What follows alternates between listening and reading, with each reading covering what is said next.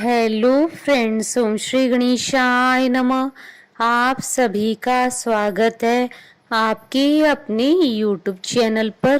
Friends, आज हम आपको इस वीडियो में बताने जा रहे हैं कार्तिक मास में सुनी जाने वाली कहानी के बारे में, जिसको सुनने मात्र से ही होंगी आपकी सभी मनोकामनाएं शीघ्र ही पूर्ण।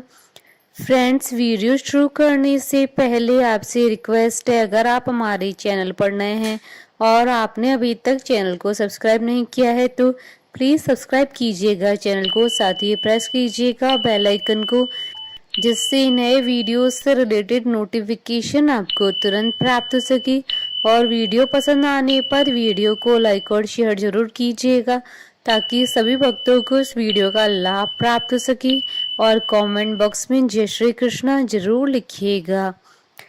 कार्तिक मास महात्मा सभी प्रकार के विघ्नों का नाश करने वाले तथा सारी सृष्टि का पालन करने वाले श्री गणेश जी तथा ज्ञान के दाता देवी श्री सरस्वती जी तथा सब पुराणों के कर्ता श्री व्यास जी तथा श्री गुरुदेव जी के चरण कमलों में नमस्कार करके भगवान की श्रद्धा और भक्ति रस में डूबे हुए कार्तिक मास की कहानी कहती हूँ। चौथी कहानी आरंभ। किसी गांव में एक बुढ़िया रहती थी और उसका एक बेटा और बहू भी साथ रहते थे। कार्तिक का महीना आया तो बुढ़िया ने बेटे से कहा कि वह कार्तिक स्नान के लिए जाएगी और एक महीना वहीं रहेगी। यह सुनकर उसके बेटे ने अपनी पत्नी से कहा कि माँ के लिए 30 लड्डू बनाकर दे दो, ताकि वह पूजा पाठ करके कुछ खा सके। बहू ने गुस्से में आकर 30 लड्डू बनाकर दे दिए। बुढ़िया नदी किनारे कार्तिक स्नान को गई और वहीं एक किनारे पर झोंपड़ी बनाकर रहने लगी। बुढ़िया रोज सवेरे उठकर स्नान करती और जैसे ही एक लड्डू निकालकर खाने लगती तो हनुमान जी बंदर के रूप में आते और बुढ़िया वह लड्डू खुशी से बंदर को दे देती। इस तरह से कार्तिक का पूरा महीना बीत गया और सभी 30 लड्डू हनुमान जी बंदर के रूप में खा गए। कार्तिक का महीना समाप्त होने पर बुढ़िया वापस जाने को तैयार हुई तो हनुमान जी प्रकट हो गए। उन्होंने बुढ़िया की उस कुटिया की जगह एक आलीशान महल बनवा दिया। बुढ़िया का पूरा महल धन दौलत से भर गया। उसकी काया निरोगी हो गई। अन्न के भंडार से महल भर गया। इतना सब होने पर वह धूमधाम से अपने बेटे के पास गई।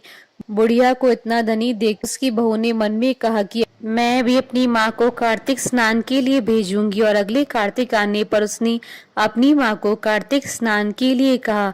पूरे 30 लड्डू घी व बहुत सा मेवा डालकर अपनी माँ के लिए मना कर दिए। माँ कार्तिक स्नान के लिए गई और जैसे ही सुबह सवेरे नहाकर लड्डू खाने लगती तो हनुमान जी बंदर का रूप धरकर उसके सामने बैठ जाते तो वह पत्थर मारकर उन्हें भगा देती और कहती कि इससे मेरा पेट ही नहीं भरा तो तुम्हें कैसे दूं। उसका रोज का यही क्रम 30 दिन तक चलता रहा। कार्तिक का महीना समाप्त हुआ तो हनुमान जी फिर से प्रकट हुए और उन्होंने बहू की माँ की कुटिया को कूड़े के कचरे में बदल दिया और माँ को डूकर बना दिया।